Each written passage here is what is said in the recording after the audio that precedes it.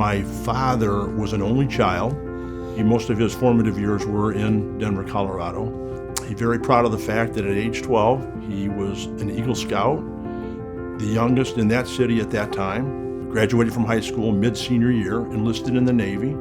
After serving in the Pacific, came back. When he left the service, he was a lieutenant, and he was very proud of that. So his career in the automotive industry started in 1950. He had an 18-year career with Chevrolet, and then moved to Chevrolet Central Office, and then General Motors Corporation. He was working 6 days a week, up to 12 hours a day. After doing that a number of years, decided, and maybe that's where the dream came, I don't know, to become his own business owner. In 1968, he moved the family here, and the dealership was founded.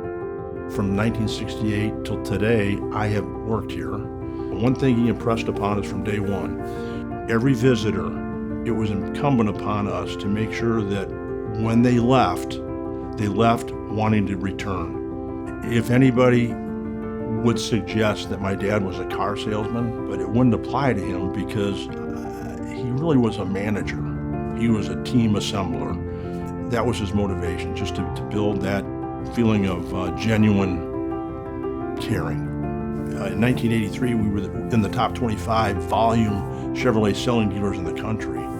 So that was a big deal. And for years, I'd say a decade, we were among the largest in the North Central region, which is a pretty big chunk of the middle America. We were coming off some of our most profitable years.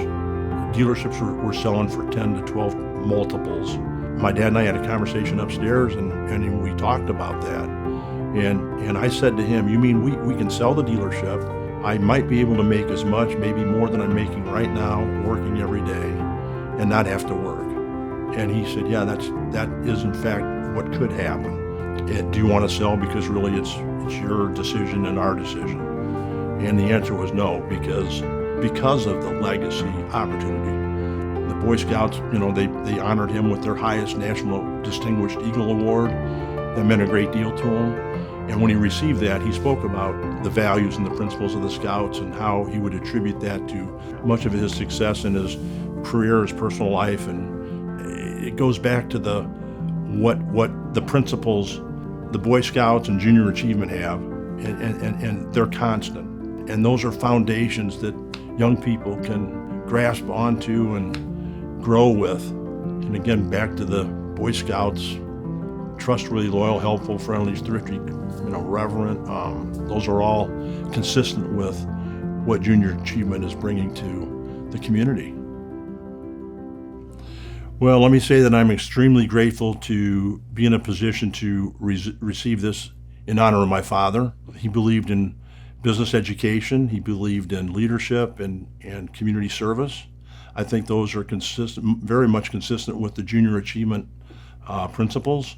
With that, thank you for the distinction, and thank you for presenting it on behalf of our family, coworkers, and my mother.